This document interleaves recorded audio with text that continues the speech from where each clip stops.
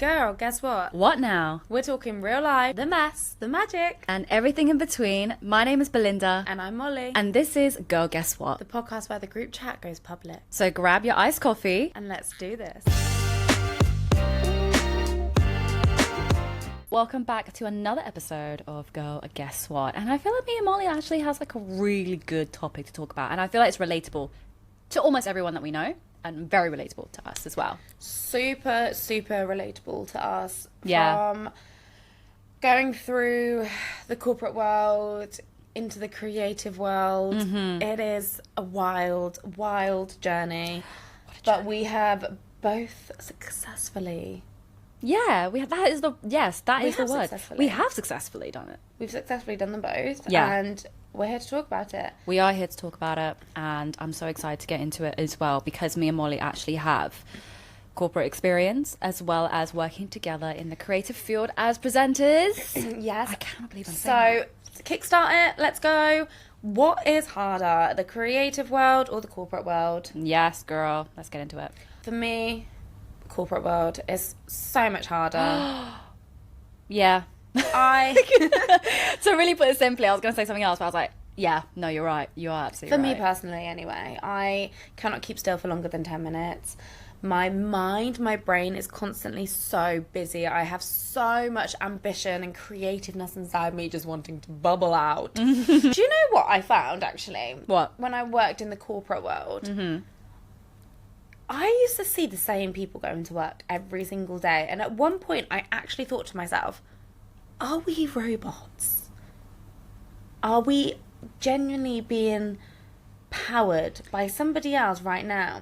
Walking to work every day, saying hello to each other every day, passing the same people, going into the same office, sitting down, doing the same thing, sitting at the same desk, typing in the same password, having the same lunch every day. Everything is the same. Walking home, passing those people again. How's your day been? I was like, are we robots? This surely is not what life is.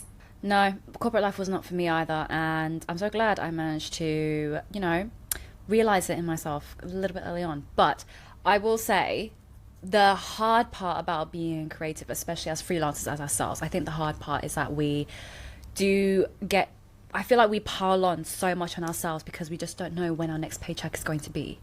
Yeah. So I feel like accessibility. when it comes to financial stuff, I feel like it's easier corporate life, but when it comes to freelance or creative field, you just have to hustle even harder than a normal average 9-to-5 person. From my personal experience anyway. That's the hard part of it. I feel like in general, if we're talking about which is even harder, I'm going to have to agree with you. I do think mentally it's harder. Physically, corporate. it's easier. Yes, that's the perfect way to put it.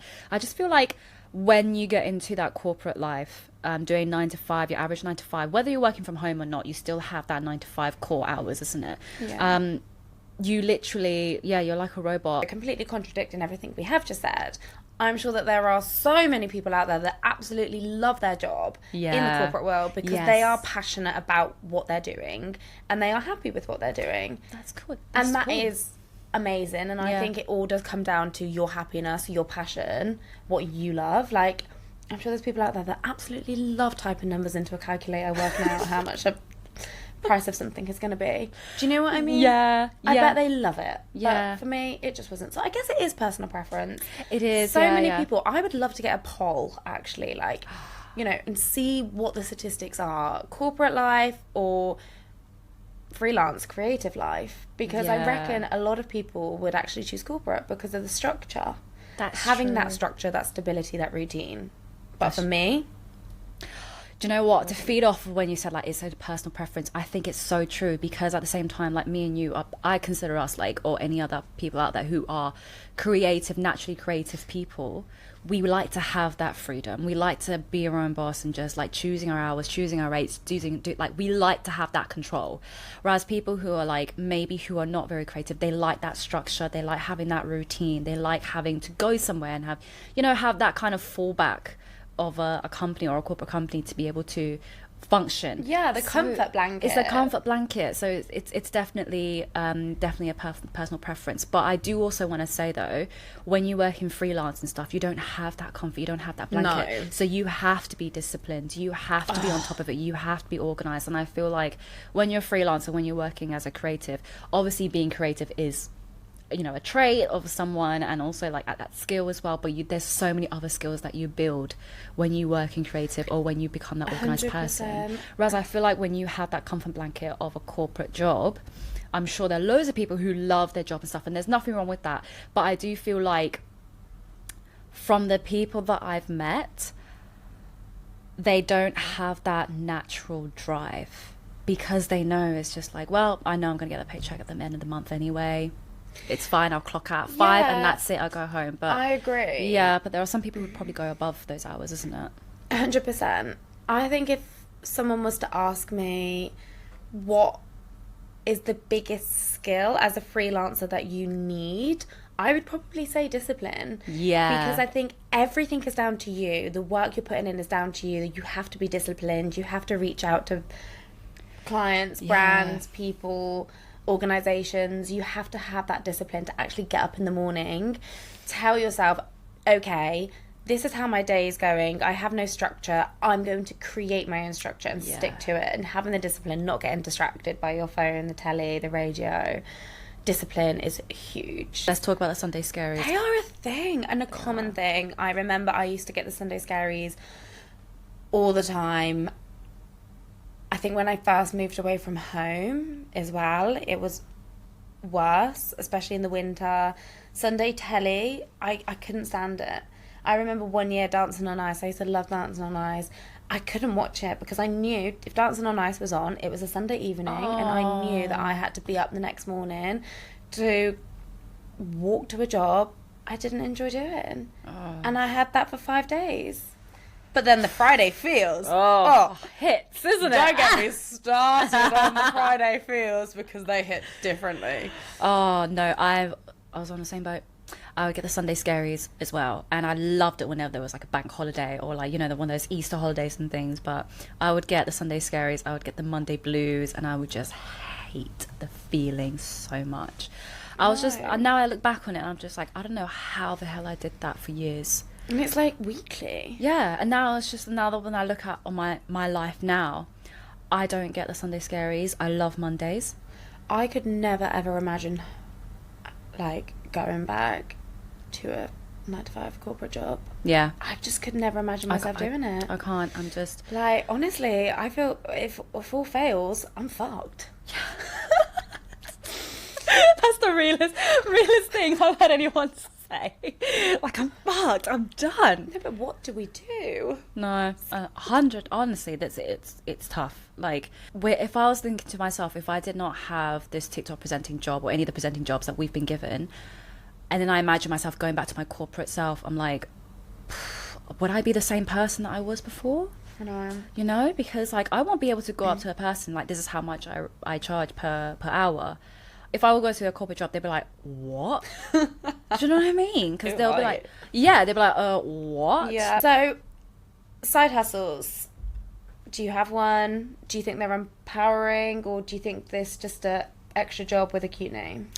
I think if it's a side hustle that you love and it's like a hobby that you turned into like hopefully making some money, then I think it's great. Whereas if you're just doing a side hustle because maybe you think it's going to be like a get rich path, it's just a cute name. Yeah, it's just a cute name. Living in London or in any city is clearly very expensive, and going back to on what we were just talking about, us having to find our own work and not having the privilege of the monthly pay slips, it can be tough because some months you are out of work. Yeah. So I understand why people do have a side hustle, a muggle job is what we used to call them.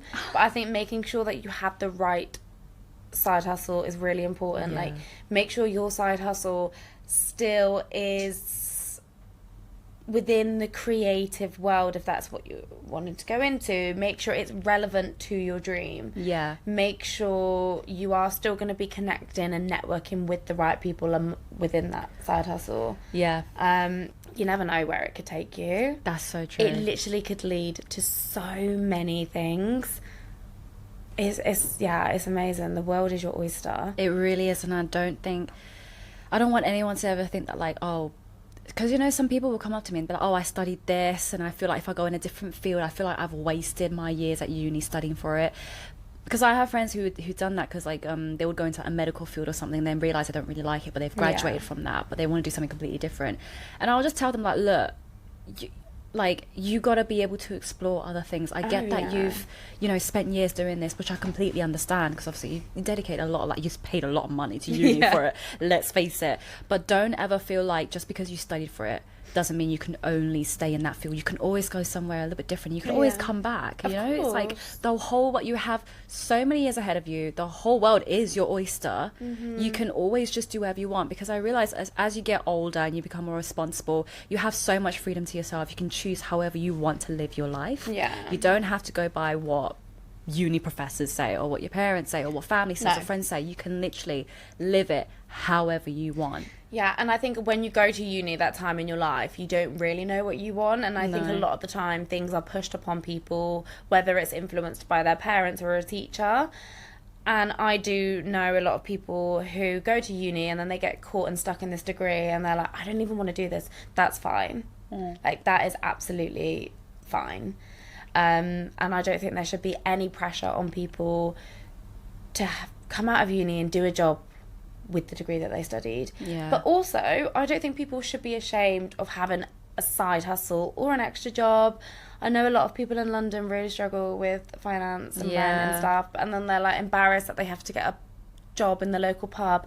I think it's brilliant. I think that's amazing. Like, you never know who you're going to meet. Networks and connections are everything in life. You never know who's going to walk into that pub one night. Side hustling is just as good as a full-time job. Like, you go for it. Do not be embarrassed or ashamed if you have to get another part-time job. And if it's like a side hustle that you enjoy and it fulfills you, carry on doing it. Gorgeous. Like, what's stopping you? Exactly. Honestly. So, do you think quitting your job in your 20s is rogue, reckless, brave? What's your thoughts? Right. I have a lot to say about this. Buckle in, girls and boys. Buckle in. So I feel like I'm in a very different position to a regular 20s, because I feel like a lot of people in their 20s, they tend to move out of home and then they rent and all of that. For me, I stayed at home. I got a really cushy job. I saved up a lot of money, had a really comfortable savings. I didn't pay for rent. I didn't pay for food. I could have left my corporate job a little bit earlier and just done something else, but I didn't. And when I left my corporate job, I didn't have anything lined up. I wanted to take that time off to really think about what I wanted and just kind of like take a little mental health break, which is what I like, because I was so burnt out. I wanted to just pour love into myself a little bit. So yes, it is a little bit rogue if you don't have something comfortable to fall back on. So I'd say, like, it depends on your situation. Like, if you're in like a very comfortable situation, if you're still staying at home, if you're still getting free food from home, if you have family to fall back on, if you have a really comfortable saving, then I would say, like, yes, you can take some time off, quit your corporate job, and then try and figure out what you want. Whereas if you're in a position where you're not living at home, you still have to pay rent, you still have like some debt to pay off, you still have to, you know, pay for food and all that, travels, whatever it is, don't quit your job just yet unless you have something to fall back on. Just don't make any rational decisions without having backup. Because, like, life comes at you quick. So I would say to any 20-year-old, like, if it's for a reason, if you're going to go traveling, do it. 100%. Do it. If you have the money and you have the funds, you're like, go do it. Absolutely. Life is too short. Life is fucking too short. So go and do it. Live your best life. Go to all the places. But know that when you come back, you are going to have to try again. You're going to have to start again. You're going to be back at the start applying for jobs. And that person that you went to uni with, who came out of uni into full-time work, is probably going to be a couple of years ahead of you, but it's fine because you had a great time traveling. If you're just quitting your job because you want to mong out, just maybe rethink it. Like, for a couple of months, yeah, fine, enjoy, live your best life. Yeah. But remember, life comes at you fast. It comes at you fast, and then you don't know what opportunity is going to come to you as well. So I was obviously in a very comfortable, like really lucky position, because if you're in the same position as me and you're staying at home, you're not paying for rent, you're not paying for food, which a very small percentage of people are able to do that. Because I know a lot of like people in their 20s like to move out, they want to experience life a little bit. And I mean, I was out of the house by the age of 18. Yeah. Paying for everything. Yeah. So if you're in a position where like you have to take on all those responsibilities of having to pay for rent and pay for food and pay for travel, definitely make sure that you have that backup so you can fall back on it. Whereas if you're in a position like I was, where you're still at home, you're not paying for food, you're not taking on that much, and you're very, very lucky, don't get too comfortable. Use that advantage to like better yourselves, or like you know like work on your skills and stuff like that, because you're not going to have that comfortable cushion forever.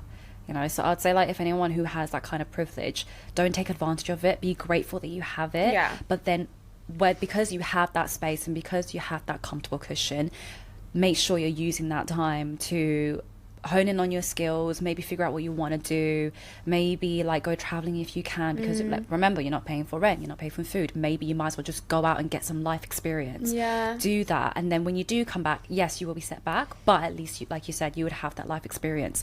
And I wish I did that, and I didn't. Yeah, like just using the time wisely. And I do think having life experience and being able to identify life skills organically rather than being pushed on you within work is so important. Like, so important. Yeah, money does come.